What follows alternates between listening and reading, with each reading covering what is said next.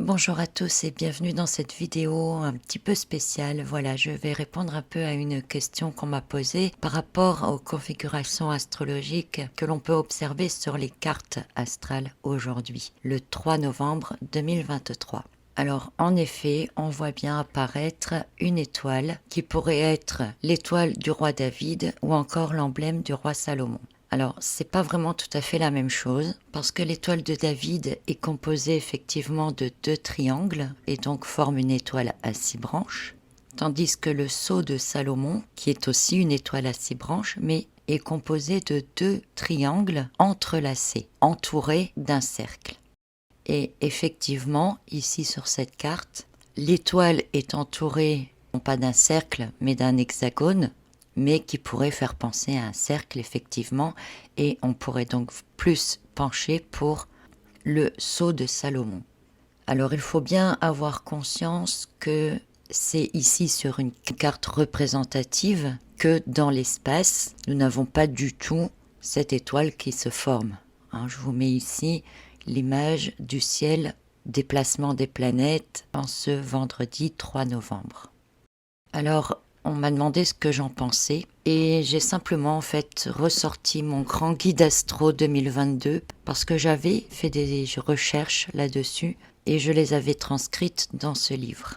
Alors, pour comprendre, il faut partir déjà de l'étoile à 5 branches. L'étoile à 5 branches, avec la pointe vers le haut, ça représente l'homme, on va dire, positif, qui a l'esprit tourné vers le ciel. Et quand la pointe est vers le bas, on va parler plutôt d'homme négatif, mais plutôt, moi je préfère dire l'homme, l'esprit ancré dans la matière. Donc quand la pointe est en haut, il a l'esprit tourné vers le ciel. Quand il a la pointe vers le bas, il a l'esprit tourné dans la matière. Plutôt que positif et négatif, puisque vous savez que pour moi, le positif et le négatif ne peuvent pas être distincts. Alors l'étoile à 6 branches, elle représente toujours l'homme, mais connecté à la fois à la terre et au ciel, puisqu'il y a une pointe vers le haut et une pointe vers le bas. Et c'est ce que représente l'étoile de David, une combinaison de connexion au ciel et à la terre pour l'homme.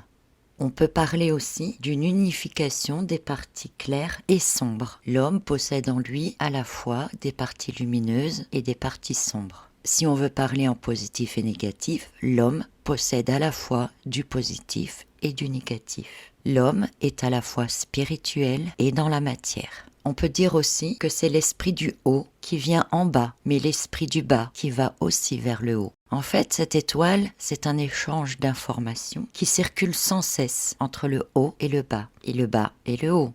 Et c'est ce qui permet à l'homme d'évoluer.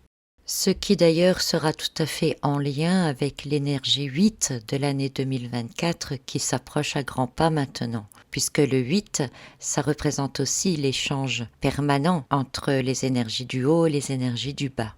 À l'époque, au moment de mes recherches, je cherchais quelque chose dans la littérature qui pourrait confirmer l'interprétation que j'avais de l'assemblage de ces 2 triangles formant l'étoile de David. Et c'est dans l'ouvrage Le langage des figures géométriques, alors pardonnez-moi la prononciation du nom de l'auteur, c'est Omram Mikhaël Ivanov, qui a écrit « Le triangle avec la pointe tournée vers le bas, c'est l'esprit qui descend dans la matière pour l'animer, la vivifier, et le triangle avec la pointe tournée vers le haut, c'est la matière qui veut évoluer pour rejoindre l'esprit. La rencontre des 2 triangles symbolise alors l'union parfaite de l'esprit et de la matière. » Il ajoute d'ailleurs que aucun progrès, aucune amélioration ne peut se faire sans sacrifice. Et l'involution, c'est le sacrifice que fait l'esprit pour permettre à la matière d'évoluer et de s'enrichir. C'est un double processus entre involution et évolution. C'est-à-dire que quand l'esprit descend dans la matière, il involue pour permettre à la matière de s'enrichir et d'évoluer. Et quand c'est la matière qui monte vers l'esprit, il y a une évolution pour enrichir les données de l'esprit. Donc il y a d'un côté une involution et de l'autre une évolution. Et ce double processus d'involution et d'évolution, on le retrouve partout sur Terre, en toute chose, en tout être. L'involution de l'esprit, si vous voulez, est primordiale pour permettre l'évolution des êtres qui sont sur la Terre. Mais involuer, c'est donc un sacrifice à faire, ce qui implique de perdre des choses ou de ralentir sa propre évolution pour faire évoluer autre chose. Mais c'est tout en sachant aussi que l'évolution que l'on permet va quelque part nous enrichir pour évoluer ensuite. Alors c'est vrai que ça peut paraître bizarre de parler comme ça, de dire ça, mais on le fait tous les jours. Je vais reprendre un exemple que j'avais donné dans le Grand Guide Astro 2022, celui des enseignants. Les enseignants passent beaucoup de temps dans l'involution. Pourquoi ? Parce que le temps qu'ils passent à expliquer aux enfants toutes les choses qu'ils doivent savoir pour enrichir leur esprit, leur connaissance, pour leur permettre de grandir et d'évoluer, et bien pendant ce temps-là, eux ne peuvent pas s'enrichir eux-mêmes de nouvelles connaissances. Donc ils involuent, si vous voulez, en transmettant les connaissances qu'ils ont, en sacrifiant le temps qu'ils ont dans une journée à cela. Pendant ce temps-là, eux ne peuvent pas apprendre de nouvelles choses, ne peuvent pas grandir.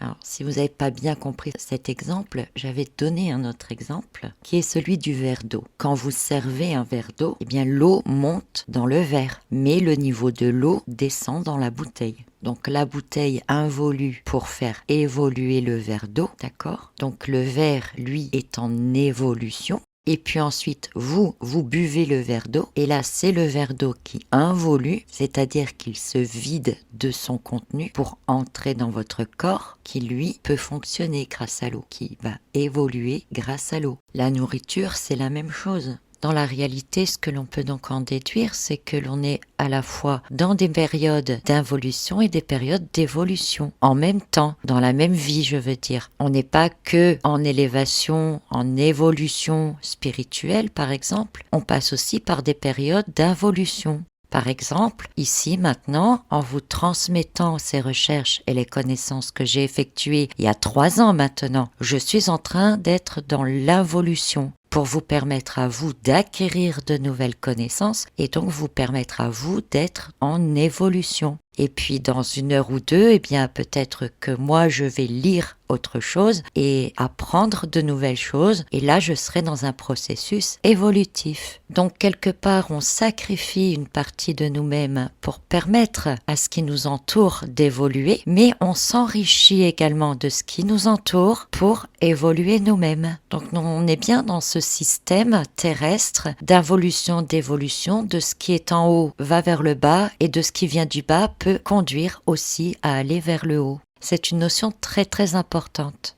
Donc avec l'étoile à 6 branches, l'homme est connecté à la fois au ciel et à la terre. Et par ce fait, il peut être à la fois dans l'involution et dans l'évolution. Il est les deux à la fois.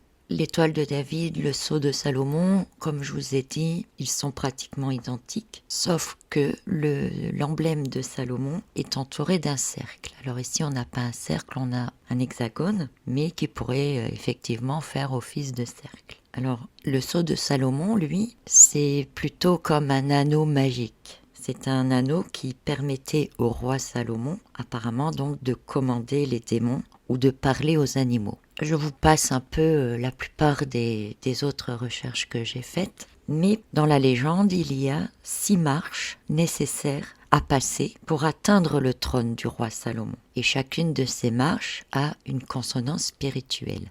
La première marche, ça parle de l'amour et de la foi. La deuxième marche, c'est celle de la fidélité. La troisième, c'est celle de l'humilité. La quatrième correspond à la sagesse. La cinquième, à la responsabilité. Et la sixième, c'est la marche du sacrifice et de la croix. Alors, il est intéressant de savoir que le mot trône est utilisé 176 fois dans la Bible. Le 1 représente l'homme, le 7 représente la divinité, l'accomplissement, et le 6 représente l'homme, on va dire, dans son environnement terrestre. Par rapport au roi Salomon, et justement avec son trône et les marches à gravir, ici, dans le 176, on peut dire que le roi Salomon, le 1, tant qu'il s'en remettait à Dieu le 7 a vécu sage, riche et en paix dans le monde qui l'entourait, le 6, mais qu'il finit dans l'idolâtrie, le 6. C'est-à-dire qu'il n'a pas été jusqu'au 7, car il a fini par succomber aux tentations terrestres, cumulant même plusieurs femmes et maîtresses, acceptant les idoles païennes pour lesquelles il a même fait ériger des temples. À la mort du roi Salomon, diverses révoltes ont éclaté dans le royaume, qui s'est alors séparé en deux, le royaume de Juda au sud et le royaume d'Israël au nord. Donc en fait, le fait que le roi Salomon n'a pas atteint le 7, le monde a été divisé en deux. La paix sur terre, en fait, après, n'y était plus. En fait, l'histoire du roi Salomon, elle nous rappelle que se détourner de la foi, conduit à la dépravation et à la perte. Donc, par rapport à ce qui se passe actuellement dans le monde, le fait de voir cet emblème de Salomon sur cette carte astrologique pourrait-il être un avertissement? Là, franchement, je ne sais pas et je ne veux pas non plus m'investir là-dedans en donnant une opinion particulière. Ce qui est intéressant de voir avec cet hexagone qui est formé ici tout autour de l'étoile, c'est que l'hexagone est la formule géométrique qui permet de révéler le cube. L'hexagone, c'est aussi la figure géométrique qui permet de tracer le cercle. Le cercle, ça représente à la fois le contenu, le contenant, la totalité ou la globalité, ou encore le néant, si le cercle représente le zéro par exemple. Il peut aussi être interprété comme la notion de cycle, dans le sens de la roue qui tourne. Alors, comme vous le voyez, cette étoile à 6 branches, au départ, peut être reliée à toutes les formes géométriques. L'étoile, l'hexagone, le cube, le triangle, puisque nous avons ici 6 triangles équilatéraux, le cercle et le carré. Et ces principales formes géométriques, de manière concrète, dans notre monde, permettent de créer toute chose dans un espace défini et à travers tout temps. Alors si je parle d'espace, c'est aussi parce que l'étoile à 6 branches représente toutes les directions physiques terrestres, du nord au sud, de l'est à l'ouest, le nord-ouest, le sud-ouest, le sud-est et le nord-est. Et si je parle de temps, c'est parce que le cube est associé à Saturne, Saturne qui est le maître du temps. C'est pourquoi l'étoile à 6 branches est quelque chose de très puissant. Et c'est aussi pourquoi le sceau de Salomon est très puissant, parce que par rapport à l'étoile de David, donc, le sceau de Salomon est bien entouré du cercle. Mais on pourrait le faire aussi avec l'étoile de David. Sauf qu'avec l'étoile de Salomon, quelque part, par la présence du cercle, de l'hexagone, du cube, des directions terrestres, on peut dire qu'il est vraiment relié à la matière. Alors que l'étoile de David, elle est représentée sans cercle, donc sans délimitation, et elle est vraiment reliée à tout ce qui est divin et terrestre à la fois, sans limite, sans contrainte. Alors cette histoire de cube que l'on retient dans l'étoile à 6 branches, pour Platon, il représentait la terre ou l'élémentaire. Et c'est intéressant ici de voir que l'un des triangles relie justement les signes de terre. Plus tard, c'est l'astronome Johann Kepler qui a associé le cube à Saturne. Probablement parce que sur le pôle nord de Saturne, il y a une tempête perpétuelle en forme d'hexagone, justement. Donc Saturne est représenté par le cube qui représente la Terre, le monde concret et matériel. Plus tard, dans son ouvrage L'illusion de la réalité, Ike a obtenu le symbole de l'étoile à 6 branches à partir des ondes sonores émises par Saturne dans l'espace, grâce à la technique de la cymatique. Je vous invite à aller voir si ça vous intéresse. Et il a donc obtenu cette étoile à 6 branches par des vibrations sonores, c'est-à-dire que le son crée le symbole, mais que le symbole que nous voyons là, c'est aussi le son, finalement. Et ces fréquences sonores voyagent dans l'espace sous forme d'ondes radio que nous percevons, nous, sur Terre, sans nous en rendre compte. Comme nous percevons également les vibrations des autres planètes également. Et c'est pour ça qu'on parle aussi d'énergie astrologique. Quand je fais les bulletins astro et tout ça, ce sont vraiment les énergies que l'on reçoit par ces vibrations-là, finalement, qui sont des ondes sonores. Donc on en arrive à l'étoile à 6 branches, le cercle, le cube, qui nous conduisent à Saturne. Et alors, si vous regardez bien, ce qui est intéressant sur cette carte, c'est que Saturne est la seule planète qui n'est pas activée, qui n'est pas concernée. C'est-à-dire que lui, Saturne, là, il est en dehors du cube.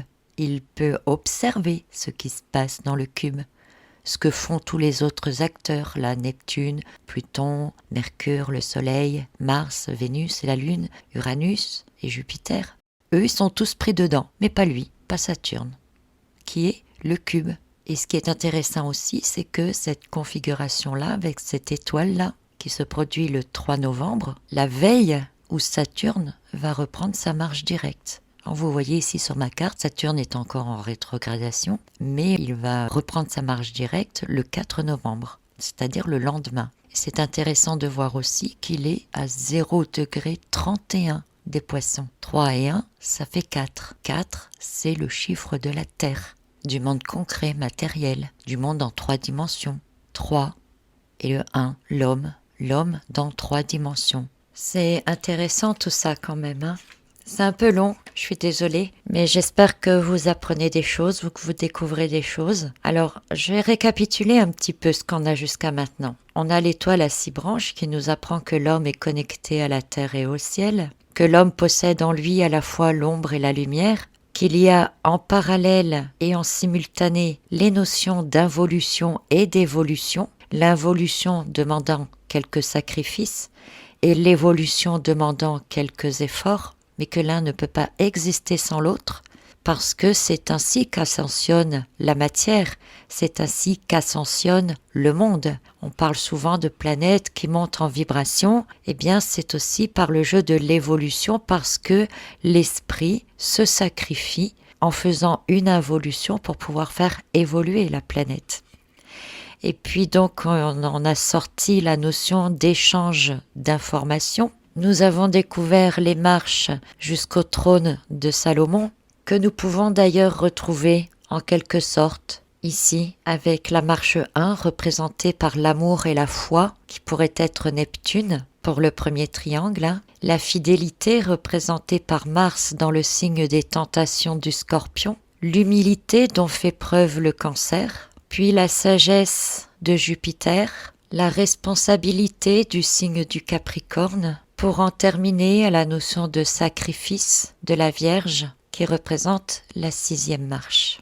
Pourquoi je termine par la Vierge et Vénus? Eh bien simplement aussi parce que c'est donc la dernière pointe du 2e triangle ici, celle qui va vers le bas, donc qui est ancrée à la Terre, parce que la Vierge c'est le 6e signe du zodiaque. J'ai mis les poissons en haut. Pourquoi? J'ai mis la pointe qui va vers Neptune vers le haut. Simplement parce que Saturne est dans le signe des poissons, que les poissons représentent le niveau le plus haut, en tout cas le plus haut potentiel de spiritualité, qu'il est donc en poisson, donc j'ai mis le signe des poissons en haut, et donc la pointe qui va vers Neptune, vers le haut, et donc on se retrouve avec le signe de la Vierge, Vénus, la pointe vers le bas, ancrée dans la matière, et ça nous montre bien que cet axe poisson-vierge demande bien à la fois la notion de sacrifice, l'involution et l'évolution.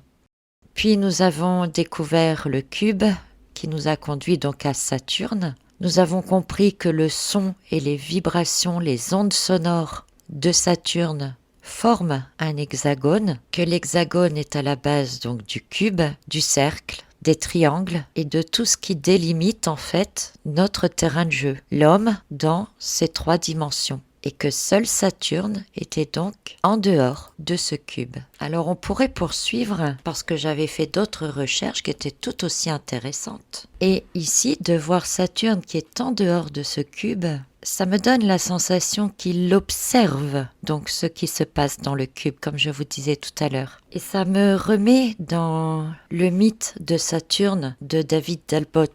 Parce que dans son livre, David Talbot explique que le grand Dieu, le monarque universel, si vous préférez, des anciens, c'était pas le soleil, comme on pourrait le croire ou comme on nous l'a toujours appris, mais Saturne. Saturne, pour lui, dominait autrefois le ciel terrestre visuellement, c'est-à-dire que Saturne était suffisamment proche de la Terre. Alors, ça ne vient pas de moi, c'est juste, voilà, je vous explique ce qu'il a écrit dans son livre. Pour lui, Saturne était suffisamment proche de la Terre pour qu'on le voie vraiment très très bien. Après tout, pourquoi pas ? Même si au niveau des ondes gravitationnelles, je suis pas sûre que ça soit logique, mais bon.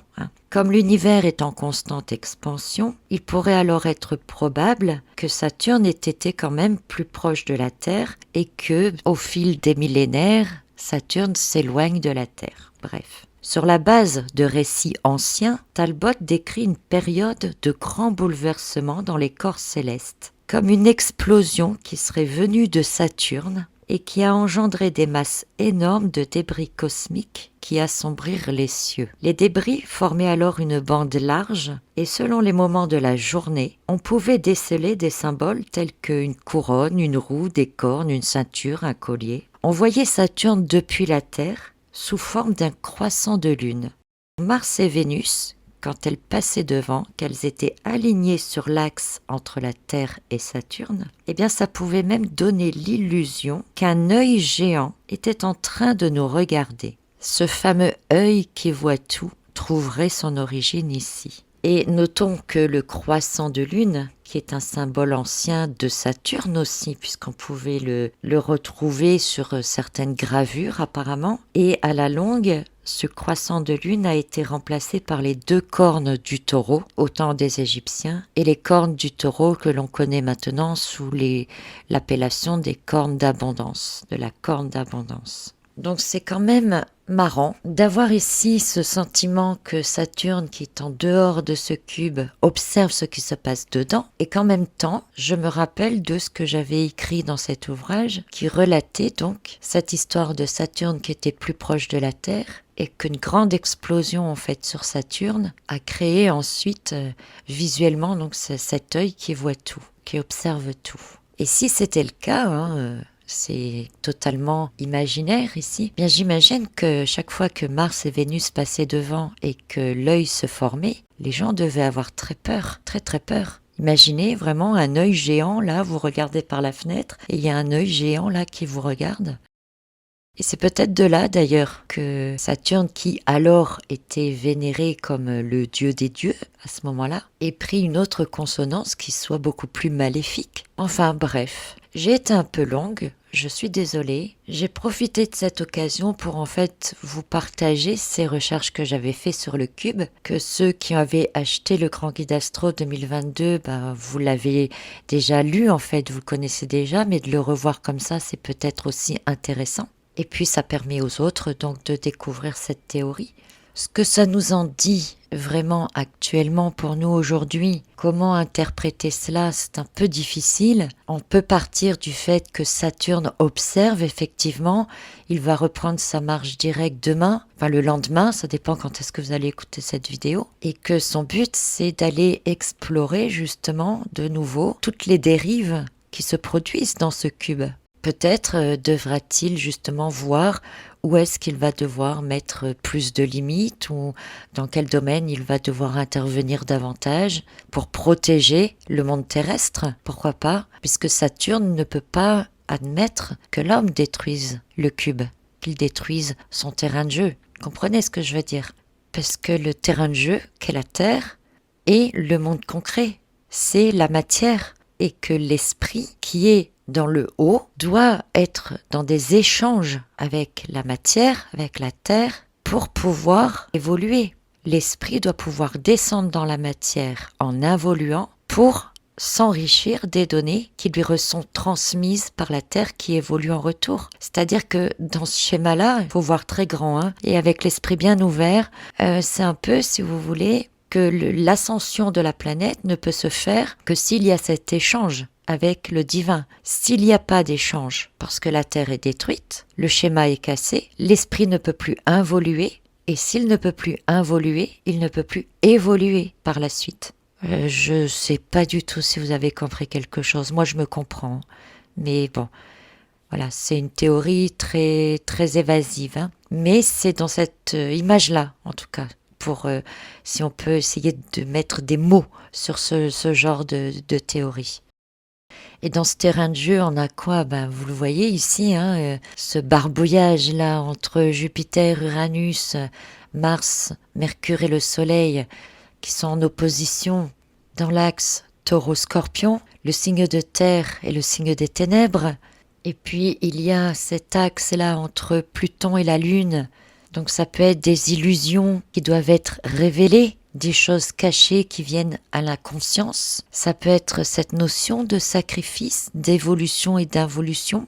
Est-ce qu'il faut passer par des choses difficiles pour que l'homme sorte, je dirais, d'une certaine paresse et se remette à évoluer? Avec Saturne aussi, qui est en dehors là de ce cube.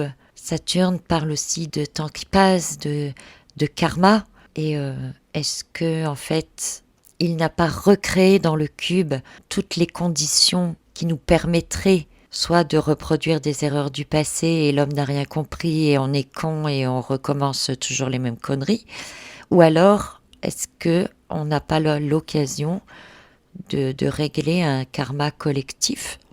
Donc en interprétation, on peut dire beaucoup de choses, on peut partir dans beaucoup de directions à la fois. Bon, ce qui est intéressant, c'est d'observer, de comprendre ce qu'est le cube, de comprendre ce qu'est l'étoile, l'hexagone et le cercle, le carré aussi, et de voir que tout cela c'est relié à Saturne, que Saturne va justement reprendre sa marche directe et qu'il est celui qui observe, qui dirige tout ce qu'il y a dans le terrain de jeu.